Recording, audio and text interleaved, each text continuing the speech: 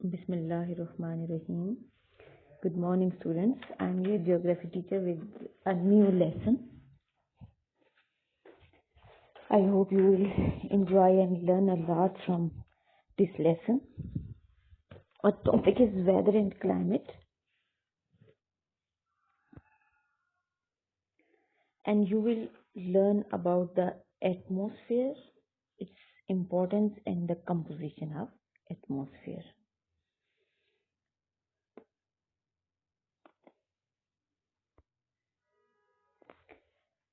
Before starting the lesson, I would like to ask some questions. How you breathe? Can you see the air around you? Why life is possible only on earth? इन सवालों के जवाब आप खुद को देंगे और खुद को इवेल्युएट करेंगे कि आपने प्रीवियस लेसन से कितना सीखा। और अगर आपको ये क्वेश्चंस नहीं आ रहे तो आप अपने लेसन को दोबारा से रीड आउट करेंगे। और आई होप कि आपको ये आ रहे होंगे, क्योंकि आपने जब वर्कशीट भी सॉल्व की होगी तो आपने गो थ्रू हुए होंगे आप लेसन से। ठीक है, तो मैं आपको आंसर दे देती हूँ कि हम ब्रीथ कैसे करते हैं। With the help of the air around us. हवा अगर हमारे इर्द गिर्द ना हो, थोड़ी देर हवा कम होने लगी तो हम फील करने लगते हैं ना कि हमें सांस लेने में दुश्वारी हो रही है। हमें वो हवा अपने इर्द गिर्द नजर नहीं आ रही होती, लेकिन फील हो रही होती है, उसकी कमी हम महसूस कर सकते हैं। और लाइफ सिर्फ अर्थ पे क्यों पॉसिबल है? क्योंकि यहाँ ऑक्सीजन है जिसकी मदद से हम सांस लेते हैं। ठीक है, जो कि किसी और प्लेनेट पे नहीं है। दैट्स व्हाई लाइफ सिर्फ प्लेनेट अर्थ पे पॉसिबल है। Let's start our lesson with a warm up activity. अगर हम अभी क्लास में होते तो क्लास में हम ये एक्टिविटी परफॉर्म करते, बट अभी आप खुद से ये एक्टिविटी अपने लिए परफॉर्म करेंगे अपने घर पे। आप घर के किसी एक मेंबर को ये कहेंगे कि वो स्प्रे करे किसी भी परफ्यूम को या एयर फ्रेशनर को स्प्रे करे, और आप जस्ट फील करें, just feel for a while. तो आप क्या वो स्मेल फौरन आपके पास आ जाती है? नहीं ना। आफ्टर अ व्हाइल आप फील करेंगे कि वो खुशबू आप तक आई है। तो वो खुशबू कैसे आप तक आई? कि उसके मॉलिक्यूल्स हमारे इर्द गिर्द जो हवा है उसके साथ ऐड हुए, और जब वो हवा मूव करती हुई हम तक आई, वो एयर हम तक पहुंची, तो हमने उस स्मेल को फील किया। ठीक है, तो ये इस एक्टिविटी से आप ये फील करेंगे कि हवा हमारे इर्द गिर्द हर वक्त मौजूद है, सिर्फ हम उसको देख नहीं सकते। ठीक है, okay, let's start our lesson atmosphere. तो अगर हम एटमॉस्फेयर को मैं इंट्रोड्यूस कराऊं तो ये एक एनवेलप है। किस चीज का? एयर का एनवेलप है। The earth is surrounded by a layer of air called the atmosphere. ठीक है, एक हवा की लेयर है जो हमारे जमीन के इर्द गिर्द लिपटी हुई है, जिसको एटमॉस्फेयर कहते हैं। ठीक है, और इस हवा में डिफरेंट गैसेस मौजूद हैं, उनकी कंपोजिशन अलग है। लेकिन एटमॉस्फेयर क्या है? बेसिकली अगर हमने इंट्रोडक्शन देना हो तो सिंपलेस्ट वर्ड्स में हम कह सकते हैं कि ये हवा का एक लिफाफा है जो जमीन के इर्द गिर्द लिपटा हुआ है। ठीक है, तो वो लेयर, हवा की वो लेयर, ठीक है, जो जमीन के इर्द गिर्द मौजूद है, जिसने जमीन को सराउंड किया हुआ है, उसको ऑक्सीजन कहा जाता है। अच्छा, अब एटमॉस्फेयर, हमने ये तो जान लिया कि एटमॉस्फेयर है क्या, बट क्यों है, क्यों इम्पोर्टेंट है ये? तो why is Earth the only planet in the solar system known to have life? The main reason is Earth atmosphere. बहुत इम्पोर्टेंट है क्योंकि लाइफ इसी की वजह से है जमीन पे। Organism need the gases in the atmosphere to live, इसलिए कि हमारे एटमॉस्फेयर में वो राइट कॉम्बिनेशन है गैसेस का जो जिंदा रहने के लिए जरूरी है। The atmosphere is a mixture of gases that surrounds the planet. We also call it air. The gases in the atmosphere include nitrogen, oxygen, carbon dioxide gas, along with water vapor. The atmosphere allow life to survive. और इस atmosphere में है क्या क्या? मुख्तलिफ gases हैं, मुख्तलिफ amount में हैं, जो कि कुछ गैसेस ऐसी हैं जो इंसानों के लिए ज़रूरी हैं, कुछ ऐसी हैं जो पौधों के लिए ज़रूरी हैं, कुछ ऐसी हैं जो बर्निंग प्रोसेस में हेल्प करती हैं, और सब मिल के कंबाइनली क्या करती हैं, ज़मीन पे लाइफ को और तमाम हमारी एक्टिविटीज़ को पॉसिबल बनाती हैं। Most of the atmosphere is nitrogen, सबसे ज़्यादा नाइट्रोजन है, but it isn't too much. Carbon dioxide gas and oxygen are the gases in the atmosphere that are needed for life.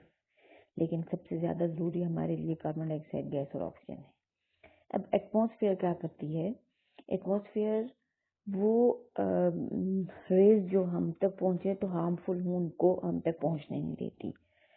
अच्छा, जमीन पे हीट को अपने अंदर अब्जॉर्ब कर लेती है. कार्बन डाइऑक्साइड गैस जो है वो हीट को अपने अंदर अब्जॉर्ब कर लेती है और एज अ रिजल्ट जमीन पे ज्यादा सर्दी नहीं होती. ठीक है. ऑक्सीजन हमें अलाउ करती है सांस लेने के लिए. कार्बन डाइऑक्साइड गैस पौधों के लिए जरूरी है. तो ये सारी गैसेस जो कि एटमॉस्फेयर में मौजूद हैं उन्हीं की वजह से जमीन पे जिंदगी मुमकिन है. अब अगर हम देखें कंपोजिशन तो आप देख सकते हैं कि इसमें सबसे ज्यादा पार्ट जो है वो नाइट्रोजन है 78.8%. फिर ऑक्सीजन देखें 20.95 है. फिर कार्बन डाइऑक्साइड गैस है, फिर क्रिप्टन है, हीलियम है, हाइड्रोजन गैस है, नियॉन है, जियॉन है और आर्गन है. ठीक है. इनको CFCs भी कहा जाता है. और ये एयर की कंपोजिशन है, यानी हमारे इर्द गिर्द जो एटमॉस्फेयर मौजूद है जिसको आम मानों में हम एयर कहते हैं, उसकी कंपोजिशन है ये कि उसके अंदर मुख्तलिफ इंग्रेडिएंट्स कैसे कैसे मौजूद है. अब हम देखते हैं कि जमीन पे बात हो रही है कि कार्बन डाइऑक्साइड गैस बढ़ती जा रही है, और एक तरफ से मैं आपको ये बता रही हूँ कि कार्बन डाइऑक्साइड गैस जो है उसकी वजह से लाइफ पॉसिबल है. तो अब आप जरूर सोचेंगे कि ये मैम क्या दो बातें कर रही हैं. एक, पहले तो ये कह रही है कि कार्बन डाइऑक्साइड गैस बहुत जरूरी है, और फिर कह रही है कि कार्बन डाइऑक्साइड गैस ज्यादा होना हमारे लिए खतरनाक है. तो बेटा, अल्लाह ताला ने हर चीज को एक राइट अमाउंट में हमें प्रोवाइड किया है. जब हम उस बैलेंस को खराब करेंगे तो वो ऑब्वियसली हमारे लिए हार्मफुल होगा. जैसे जब हम दरख्त काटते हैं तो ऑब्वियसली जमीन पे ऑक्सीजन जो है वो कम होती जाती है, और उसकी वजह से बहुत से लोग ऐसे हैं जिनको सांस का प्रॉब्लम होता है. आपने देखा होगा बड़े बड़े शहरों में रहने वाले लोगों को सांस के मसले ज्यादा होते हैं. ठीक है. तो इसी तरह से जब हमने बैलेंस खराब कर दिया कार्बन डाइऑक्साइड गैस का, क्योंकि कार्बन डाइऑक्साइड गैस फिजा में ऐड होती है किससे? बर्निंग प्रोसेस से. और बर्निंग प्रोसेस में जब जैसे जैसे व्हीकल्स, फैक्ट्रीज, ये चीजें बढ़ती जा रही हैं, एटमॉस्फेयर में कार्बन डाइऑक्साइड गैस बढ़ती जा रही है. और rising carbon dioxide gas concentrations will increase plant growth, more rapid leaf area development, and more total leaf area could translate into more transpiration. Rising carbon dioxide gas concentrations will decrease leaf stomatal construction, conductance to water vapor. This effect could reduce transpiration. ठीक है. जब carbon dioxide gas ज्यादा हो जाएगी तो transpiration कम हो जाएगी, और उसकी वजह से क्या होगा?